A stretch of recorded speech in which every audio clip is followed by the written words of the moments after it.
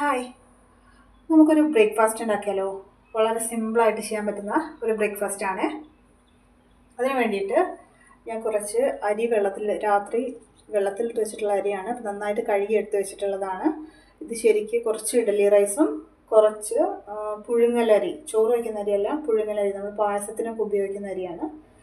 അപ്പോൾ അത് രണ്ടും കൂടെ നന്നായിട്ട് കുതിർത്തി കഴുകി എടുത്ത് വെച്ചിട്ടുള്ളതാണ്. അപ്പോൾ നമുക്കിതൊന്ന് നന്നായിട്ട് അരച്ചെടുക്കാം. ഓക്കെ, ഒരു മിക്സിയുടെ ജാർ എടുക്കാം. ഇതിലേക്ക് അരി ഇട്ട് കൊടുക്കാം. അപ്പോൾ ഞാൻ ഫുള്ളായിട്ട് ഇടുന്നില്ല, 2 തവണയായിട്ട് അരച്ചെടുക്കാം.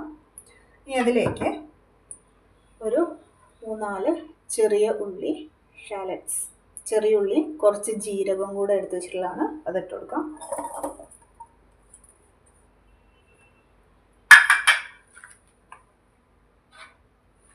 ഇനി കുറച്ച് തേങ്ങ ഇതുപോലെ പീസസ് ആക്കിയിട്ട് എടുത്തിട്ടുള്ളതാണ്.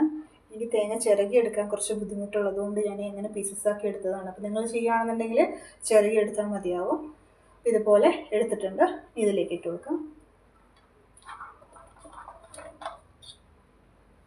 തേങ്ങ എല്ലാം കൂടെ ഇടുന്നതുകൊണ്ടാണ് 2 തവണയായിട്ട് അരച്ചെടുക്കുന്നത്, അല്ലാന്നുണ്ടെങ്കിൽ 8 തവണ മതിയാകും. ഇനി ഇതിലേക്ക് കുറച്ച് വെള്ളം ഒഴിച്ചു കൊടുക്കാം. വെള്ളം ഒഴിച്ചു കൊടുക്കാം.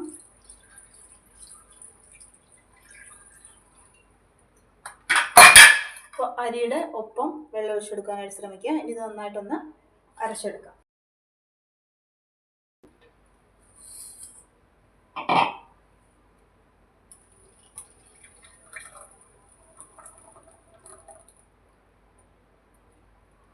ഒരുപാട് നൈസായിട്ട് അരയ്ക്കേണ്ട ആവശ്യമില്ല, ചെറിയൊരു തരിയോടുകൂടി അരച്ചെടുക്കാം. പിന്നെ ഞാൻ ബാക്കിയുള്ള കൂടെ ഒന്ന് അരച്ചെടുത്ത് വരട്ടെ. ഓക്കെ, അപ്പോൾ അതും കൂടെ അരച്ചിട്ടുണ്ട്. ഇതും കൂടെ ഇതിലേക്ക് ഒഴിച്ചു കൊടുക്കാം. പെർഫെക്റ്റ്. ഒന്നുകൂടെ കുറച്ചുകൂടെ വെള്ളം ഒഴിച്ചിട്ട് നന്നായിട്ടൊന്ന് അടിച്ച് കഴിഞ്ഞിട്ടുണ്ടെങ്കിൽ മിക്സി പെട്ടെന്ന് കഴുകാൻ എളുപ്പമായിരിക്കും. ഓക്കെ, ഇനി ഇതിലേക്ക് നമുക്ക് ഉപ്പ് ചേർത്ത് കൊടുക്കാം.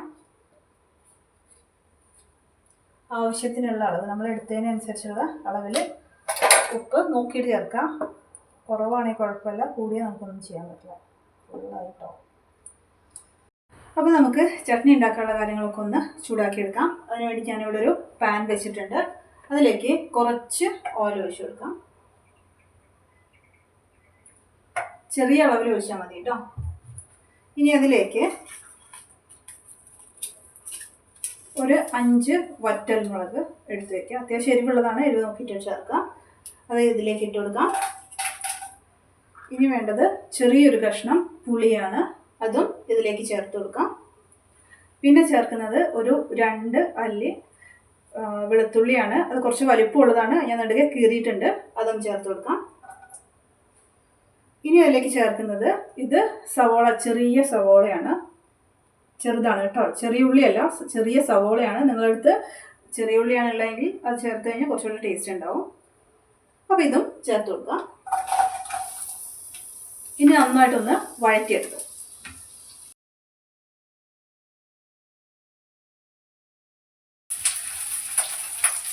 ഇതെല്ലാം നന്നായിട്ടൊന്ന് ചൂടായി വരുന്ന സമയത്ത് 2 തക്കാളി, ഒരുപാട് വലിപ്പമില്ല, ചെറിയ തക്കാളിയാണ് ഞാൻ ചേർത്തിരിക്കുന്നത്.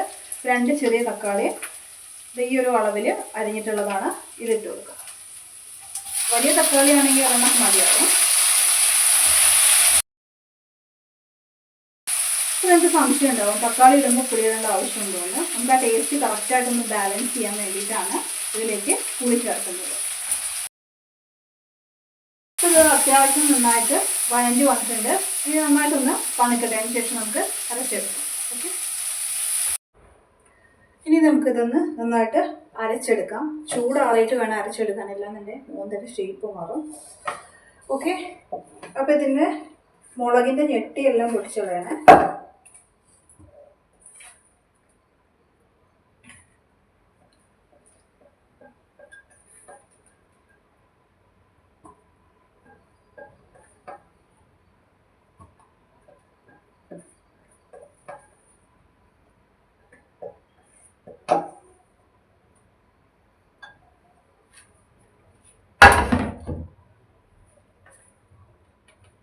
ആവശ്യത്തിന് ഉപ്പ് ചേർത്ത് കൊടുക്കാം. ഇനി നന്നായിട്ടൊന്ന് അരച്ചെടുക്കാം.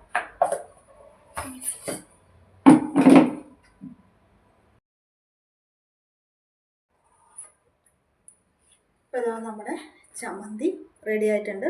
കണ്ടോ, അടിപൊളി ടേസ്റ്റാണ്. അപ്പോൾ ഇതിവിടെ ഇരിക്കട്ടെ, നമുക്ക് പോയിട്ട് ദോശ ഉണ്ടാക്കാം. ഞാൻ ദോശക്കല്ലിലാണ് കേട്ടോ ദോശ ഉണ്ടാക്കുന്നത്. അപ്പോൾ അതിലേക്ക് നല്ലെണ്ണയിലാണ് ചെയ്യുന്നത്. കുറച്ച് നല്ലെണ്ണ ഒഴിച്ചു കൊടുക്കാം.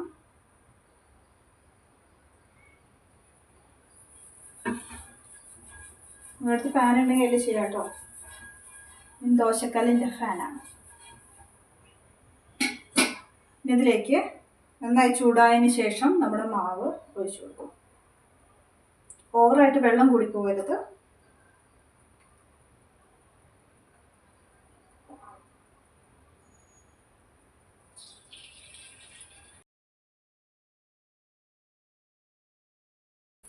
ഇത് മറിച്ചിട്ട് വെക്കാം. അപ്പോൾ നമ്മുടെ ദോശ റെഡിയാണ്. എടുക്കാം.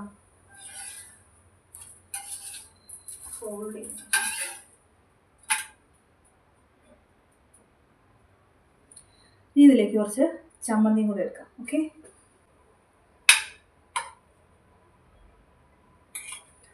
കണ്ടോ, അടിപൊളിയല്ലേ? സൂപ്പർ ടേസ്റ്റാണ്. എല്ലാവരും ഉണ്ടാക്കി നോക്കണം. അഭിപ്രായങ്ങൾ കമൻറ്റ് ചെയ്യാൻ മറക്കല്ലേ. അപ്പോൾ അടിപൊളി കിടിലൻ വീഡിയോ ആയിട്ട് കാണാം. ബൈ.